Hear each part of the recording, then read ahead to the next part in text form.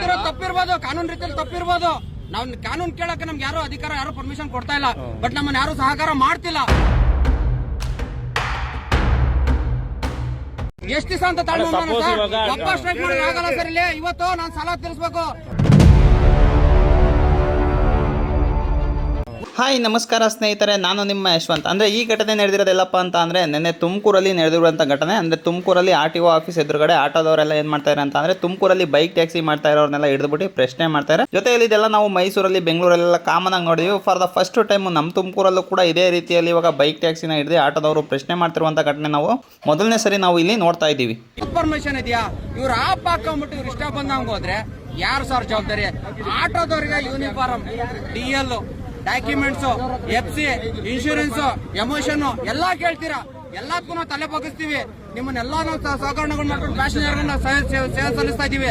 ಇವ್ರು ಏನು ಇಲ್ದಂಗೆ ಪರ್ಮಿಷನ್ ಇಲ್ದಂಗೆ ಮಾಡುವ ಪ್ಯಾಸೆಂಜರ್ ಜವಾಬ್ದಾರಿ ಯಾರೋನೆ?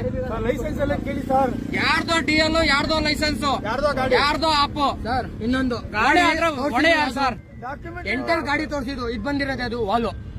ಕೇಳಿ ಸರ್, ನಿಮ್ಮ ಅಭಿಪ್ರಾಯ ಇವಾಗ ಅವ್ರು ಎಲ್ಲಾರು ಪರ್ಮಿಷನ್ ಇಟ್ಕೊಂಡಿದ್ರೆ ಮಾಡಬಹುದು ಅಂತ ಒಂದ್ ನಿಮಿಷ. ಈಗ ನಾವು ಮಾಡಬಹುದು ಅಂತ ಒಂದು ಆಟೋಗೆ RC ಕಾರ್ಡ್ ಅಂತ ಕೊಡ್ತಾರೆ ಸರ್. ಒಂದ್ ನಿಮಿಷ, ಒಂದು ಆಟೋಗೆ RC ಕಾರ್ಡ್ ಅಂತ ಕೊಡ್ತಾರೆ, ಒಂದು DL ಅಂತ ಕೊಡ್ತಾರೆ.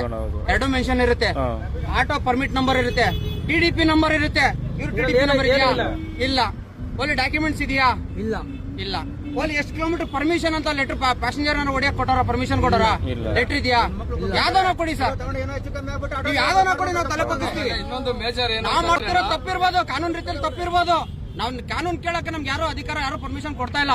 ಬಟ್ ನಮ್ಮನ್ನ ಯಾರು ಸಹಕಾರ ಮಾಡ್ತಿಲ್ಲ. ಎಷ್ಟು ದಿವಸ ಅಂತ ತಾಳ್ಮೆ ಮಾಡೋಣ ನಾವು ಇದನ್ನ? ಎಷ್ಟು ದಿವಸ ಅಂತ ತಾಳ್ಮೆ ಮಾಡೋಣ ಸರ್?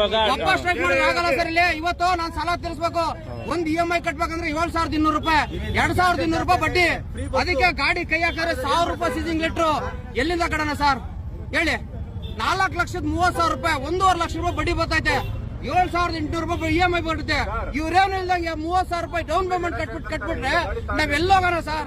ನೋಡಿ, ಇವೆಲ್ಲವೂ ಕೂಡ ಬೈಕ್ ಟ್ಯಾಕ್ಸಿ ಮಾಡ್ತಾ ಇರುವಂಥ ಬೈಕ್ ಟ್ಯಾಕ್ಸಿ ರೈಡರ್ಗಳ ಬೈಕು. ಅಂದರೆ ಎಷ್ಟಿದ್ದಾವೆ ಅಂತ ಹೇಳ್ಬಿಟ್ಟು ನೀವು ನೋಡಿ. ಅಂದರೆ ತುಮಕೂರಲ್ಲೂ ಕೂಡ ಅಷ್ಟೇ ತುಂಬ ಜನ ಇವಾಗ ಬೈಕ್ ಟ್ಯಾಕ್ಸಿನ ಮಾಡ್ತಾಯಿದ್ದಾರೆ. ಅದರಿಂದ ಏನು ಮಾಡಿದ್ದಾರೆ ಅಂತ ಅಂದರೆ ಬೈಕ್ ಟ್ಯಾಕ್ಸಿ ಯಾರ್ಯಾರು ಮಾಡ್ತಾಯಿದ್ದಾರೆ ಅವ್ರಿಗೆಲ್ಲನೂ ಕೂಡ ಒಂದು ರೈಡ್ನ ಬುಕ್ ಮಾಡಿದ್ದಾರೆ. ರೈಡ್ನ ಬುಕ್ ಮಾಡಿ ಅವರು ಬರ್ತಿದ್ದಂಗೆ ಅವ್ರನ್ನ ಹಿಡ್ಕೊಂಡಿದ್ದಾರೆ. ಹಿಡ್ಕೊಂಬಿಟ್ಟು RTO ಆಫೀಸ್ ಒಳಗಡೆ ಕರ್ಕೊಂಬಂದಿದ್ದಾರೆ ಅಂತ. RTO office, Tumakuru RTO office ಒಳಗಡೆ ಇದು ಬೈಕ್ಗಳೆಲ್ಲ ಹಾಕಿರೋದು. ಆಮೇಲೆ RTO ಅಧಿಕಾರಿಗಳನ್ನ ಕೂಡ ಕೇಳ್ತಾ ಇದ್ದಾರೆ ಅಂತ. ಅಂದರೆ ಬೈಕ್ ಟ್ಯಾಕ್ಸಿ ಲೀಗಲ್ ಇದೆಯಾ, ಬೈಕ್ ಟ್ಯಾಕ್ಸಿ ಮಾಡ್ಬೋದಾ ತುಮಕೂರಲ್ಲಿ ಅಂತ ಕೇಳ್ತಾ ಇದ್ದಾರೆ. ಅದಕ್ಕೆ RTO ಅಧಿಕಾರಿಗಳೆಲ್ಲ ಏನು ಹೇಳ್ತಾರೆ ಅಂತ ಹೇಳ್ಬಿಟ್ಟು ಕೇಳೋಣ ಬನ್ನಿ. ಇಲ್ಲಿಗೆ ಬರ್ತಾರೆ, ಒಳಗೆ ಬರಲ್ಲ, ಅದನ್ನೇ ಹೇಳ್ತಾರೆ. ಇಲ್ಲೇ ಬರಕ್ಕೆ ಆಟೋ ನಂಬರ್ ಬರ್ದೇನಪ್ಪ, ಅದು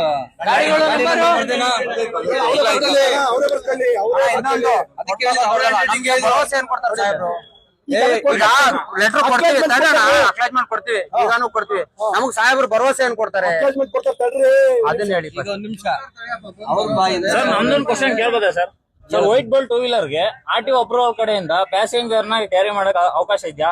ಲೀಗಲ್ ಲೆಟರ್ ಇದೆಯಾ?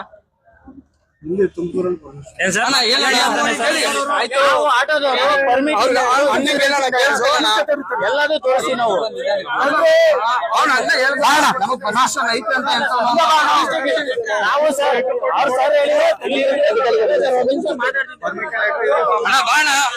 ಮುಂದೆ ಮಾತಾಡು. ಮುಂದೆ ಬರೋಕ್ಕಾಗಲ್ಲ.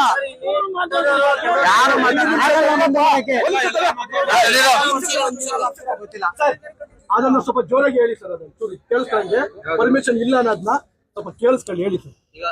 ಈಗ ಹೇಳಿರೋ ಸರ್ ಅದನ್ನ ಯಾರು ಮಾತಾಡಿ.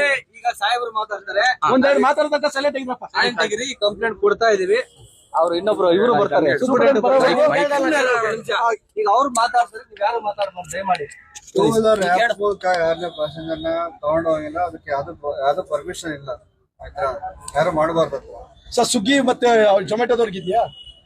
ಅವರು ಸರ್ ಅದಕ್ಕೆ ಪರ್ಮಿಷನ್ ಇದೆಯಾ ಲೆಟ್? ಅವ್ರು ಯಾಕೆಂದ್ರೆ ಅದರಲ್ಲಿ ಬಾಡಿಗೆ ಹೊಡಿತಾ ಇದಾರೆ ಅವರು. ಸ್ವಿಗ್ಗಿ ಜೊಮ್ಯಾಟೊ ಆಪ್ ಮಾಡ್ಕೊಂಡು ಗೈಸ್ ನೋಡಿ, ಇಲ್ಲಿ RTO ಆಫೀಸರ್ಗೂ ಕೂಡ ಕಾನ್ಫಿಡೆನ್ಸ್ ಆಗಿ ಇಲ್ಲ ಬೈಕ್ ಟ್ಯಾಕ್ಸಿ ಮಾಡಂಗಿಲ್ಲ ಅಂತ ಹೇಳ್ಬಿಟ್ಟು ಅಲ್ಲಿ ಹೇಳೋಕ್ಕಾಗ್ತಾಯಿಲ್ಲ. ಇದಕ್ಕೆ ಮೇನ್ ಮುಖ್ಯ ಕಾರಣ ಯಾರು ಅಂತ ಅಂದರೆ ನಮ್ಮ ಸರ್ಕಾರ. ನಮ್ಮ ಸರ್ಕಾರದವರೇ ಮಾಡಿರುವಂಥದ್ದು ಇದು ಅಂತ. ಅಂದರೆ ಮಾಡಬೇಡಿ ಅಂತ ಹೇಳ್ಬಿಟ್ಟು ಯಾರಿಗೂ ಕೂಡ ಹೇಳೋಕ್ಕಾಗಿರುವಂಥ ಒಂದು ಪರಿಸ್ಥಿತಿಗೆ ತೊಗೊಂಬಂದಿರೋದು ನಮ್ಮ ಸರ್ಕಾರನೇ. ಈಗ ಹೈಕೋರ್ಟಿಂದ ಏನು ಆರ್ಡರ್ ಪಾಸ್ ಆಗಿತ್ತು ಅಂತ ಅಂದರೆ, ಹೌದು ಬೈಕ್ ಟ್ಯಾಕ್ಸಿನ ಯೆಲ್ಲೋ ಬೋರ್ಡ್ ಆಗಿ ಅಥವಾ ಇನ್ಶೂರೆನ್ಸ್ ಏನೋ ಒಂದು ಕೊಟ್ಬಿಟ್ಟು ಒಂದು ಟ್ರಾನ್ಸ್ಪೋರ್ಟ್ ವೆಹಿಕಲ್ ಆಗಿ ಮಾಡಿ ಅದಕ್ಕೂ ಕೂಡ ಬೈಕ್ ಟ್ಯಾಕ್ಸಿಗೆ ಒಂದು ಅವಕಾಶ ಕೊಡಿ ಅಂತ ಹೇಳ್ಬಿಟ್ಟು ಕೂಡ ಅವರು ತಿಳಿಸಿದರು. ಅದೇ ರೀತಿಯಲ್ಲಿ ಈಗ ನಮ್ಮ ಸರ್ಕಾರ ಏನು ಮಾಡಿದೆ ಅಂತಂದರೆ ಹೈಕೋರ್ಟ್ ಆರ್ಡರ್ದು ಏನು ಬಂದಿತ್ತು ಅದನ್ನು ಚಾಲೆಂಜ್ ಆಗಿ ಅವರು ಸುಪ್ರೀಂ ಕೋರ್ಟ್ಗೆ ಹೋಗಿದ್ರೆ. ಅಂದರೆ ಸುಪ್ರೀಂ ಕೋರ್ಟಲ್ಲಿ ಇನ್ನೂ ಎಷ್ಟು ವರ್ಷ ಆಗುತ್ತೋ ಯಾರಿಗಂತೂ ಅದು ಗೊತ್ತಿಲ್ಲ. ಏನಕ್ಕೆ ಅಂತಂದರೆ ಹೈಕೋರ್ಟಲ್ಲೇ ವರ್ಷಾನುಗಟ್ಟಲೆ ಹೇಳಿತು. ಈ ಸುಪ್ರೀಂ ಕೋರ್ಟಲ್ಲಿ ಕೇಳಬೇಕಾ 2-3 ವರ್ಷ ಆದರೂ ಕೂಡ ನಾವು ಇಲ್ಲಿ ಕೇಳಂಗೇ ಇಲ್ಲ, ಅದು ಮುಂದೆ ಹೋಗ್ತಾನೆ ಇರುತ್ತೆ. ಈಗ ಆಟೋದವರು ಕೇಳ್ತಾ ಇರೋದು ಅವರು ಒಂದು ನ್ಯಾಯವಾಗಿ ಕೇಳ್ತಾ ಇದ್ದಾರೆ ಅಂತ ಅಂದರೆ ಬೈಕ್ ಟ್ಯಾಕ್ಸಿ ಅವರಿಗೆ ಯಾವುದೇ ಆದಂಥ ಎಲ್ಲೋ ಬಳ್ಳಿಲ್ಲ, ಅವ್ರು ಇನ್ಶೂರೆನ್ಸ್ ಕಟ್ಟಲ್ಲ, 2 ಹೆಲ್ಮೆಟ್ ಕಡ್ಡಾಯ ಇಲ್ಲ, ಆದರೂ ಕೂಡ ಅವರು ಆರಾಮಾಗಿ ಬಂದು ಮಾಡ್ಕೊಂಡು ಹೋಗ್ತಾ ಇದ್ದಾರೆ ಅನ್ನೋದು ಒಂದು ಅವ್ರದ್ದು ವಾದ. ಏನಕ್ಕೆ ಅಂತಂದರೆ ಅವರು ಇನ್ಶೂರೆನ್ಸ್ ಕಟ್ತಾರಲ್ಲ, ಅದರಿಂದಾಗಿ ನಮ್ಮ ಅಮೌಂಟ್ ಸ್ವಲ್ಪ ಜಾಸ್ತಿ ಹೋಗುತ್ತೆ ಅಂತ ಹೇಳ್ಬಿಟ್ಟು ಅವ್ರಿಗೂ ಕೂಡ ಒಂದು ಇದಿರುತ್ತೆ. ಅಂತ ಅಂದರೆ ಪರ್ಮಿಷನ್ ಇದ್ದರೆ ನೀವು ಮಾಡ್ಕೊಳ್ಳಿ, ಏನು ತೊಂದರೆ ಇಲ್ಲ ಅಂತಲೇ ಅವರು ಹೇಳ್ತಾ ಇರೋದು. ಮೊದಲನೇದಾಗಿ ಏನು ಅಂತಂದರೆ ನಮ್ಮ ಸರ್ಕಾರ ಇದಕ್ಕೆ ಪರ್ಮಿಷನ್ ಕೊಡಬೇಕಾಯ್ತು. ಏನಂತಂದರೆ ಈಗ ಬೈಕ್ ಟ್ಯಾಕ್ಸಿಗೆ ಎಲ್ಲೋ ಬೋರ್ಡ್ ಮಾಡೋದಾಗಲಿ ಅಥವಾ ಇನ್ಶೂರೆನ್ಸ್ ಮಾಡೋದಾಗಲಿ ಅಥವಾ ಅಂತಂದರೆ ಹೆಲ್ಡ್ ಹೆಲ್ಮೆಟ್ ಇದೆಯಲ್ಲ, ಹೆಲ್ಡ್ ಹೆಲ್ಮೆಟ್ ಕಡ್ಡಾಯ ಮಾಡೋದಾಗಲಿ, ಈ ಥರ ಎಲ್ಲ ಕೂಡ ಒಂದು ಸೇಫ್ಟಿ ಪರ್ಪಸ್ ಮಾಡಿ ಒಂದು ಅವಕಾಶ ಕೊಟ್ಟು ನೋಡಬೇಕಾಯ್ತು. ಅಂತ ಅಂದರೆ ಬೈಕ್ ಟ್ಯಾಕ್ಸಿಗೂ ಕೂಡ ಒಂದು ಅವಕಾಶ ಕೊಟ್ಟಿದ್ದರೆ, ಅಂದರೆ ಈಗ ಏನಾರು ಈಗ ಈ ಥರ ಎಲ್ಲ ಅಂದರೆ ಸುಮ್ಮನೆ ಬಂದು ವೈಟ್ ಬೋರ್ಡಲ್ಲಿ ಮಾಡ್ಕೊಂಡು ಹೋಗೋದಕ್ಕಿಂತ ಎಲ್ಲೋ ಬೋರ್ಡಲ್ಲಿ ಬಂದು ಮಾಡ್ಕೊಂಡು ಹೋಗಿದ್ರೆ ಅವ್ರಿಗೂ ಕೂಡ ಒಂದು ಐಡಿಯಾ ಬರೋದು, ಈ ಥರ ಕಷ್ಟ ಇರುತ್ತೆ ಅಂತ ಹೇಳ್ಬಿಟ್ಟು ಅದೊಂದು ಪ್ರೊಫೆಷನ್ ಆಗಿ ಚೇಂಜ್ ಆಗೋದು. ಬಟ್ ಇಲ್ಲಿ ಏನು ಮಾಡ್ತಾಯಿದ್ದಾರೆ ಅಂತ ಅಂದರೆ ಅವ್ರು ಯಾವುದಕ್ಕೂ ಕೂಡ ಪರ್ಮಿಷನ್ ಕೊಡ್ತಾಯಿಲ್ಲ.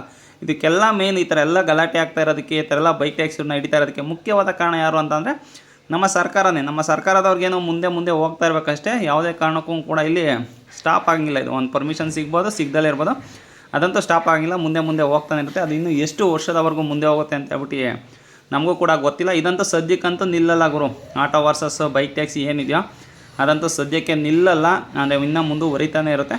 ಇನ್ನೊಂದು ಬೈಕ್ ಟ್ಯಾಕ್ಸಿ ಅಂತಲೇ ಅಲ್ಲ, ಈಗ ಸ್ವಿಗ್ಗಿ ಝೊಮ್ಯಾಟೊ ಯಾವ ಕಂಪ್ನಿಯಲ್ಲಿ ಡೆಲಿವರಿ ಜಾಬ್ ಮಾಡ್ತಾರೋ ಅವ್ರಿಗೂ ಕೂಡ ಯಾರಿಗೂ ಕೂಡ ಪರ್ಮಿಷನ್ ಇಲ್ಲ. ಅಂತ ಅಂದರೆ ಅವರು ಅಪ್ಲಿಕೇಶನ್ ರಿಜಿಸ್ಟರ್ ಮಾಡ್ಕೊಳ್ಳೋಂಥ ಸಮಯದಲ್ಲಿ ನಾವು ಕಮರ್ಷಿಯಲ್ ವೆಹಿಕಲಲ್ಲಿ ನಾವು ಸರ್ವಿಸ್ ಕೊಡ್ತೀವಿ ಅಂತಲೇ ಅವರು ರಿಜಿಸ್ಟರ್ ಮಾಡ್ಕೊಂಡಿರೋದು. ಬಟ್ ಇಲ್ಲೇನು ಅಂತ ಅಂದರೆ ಸ್ವಿಗ್ಗಿ ಝೊಮ್ಯಾಟೊಯಿಂದ ಯಾರಿಗೂ ಕೂಡ ಇಲ್ಲಿ ತೊಂದರೆ ಆಗ್ತಾಯಿಲ್ಲ. ಅದೇ ರ್ಯಾಪಿಡೋ ಬೈಕ್ ಟ್ಯಾಕ್ಸಿಯಿಂದಾಗಿ ತುಂಬ ಜನಕ್ಕೆ ಅಂತಂದರೆ ಆಟೋದವ್ರಿಗೆಲ್ಲ ತೊಂದರೆ ಆಗ್ತಾಯಿಲ್ಲ. ಅದಕ್ಕೋಸ್ಕರ ಅದೊಂದನ್ನೇ ಕೇಳ್ತಾ ಇದ್ದಾರೆ.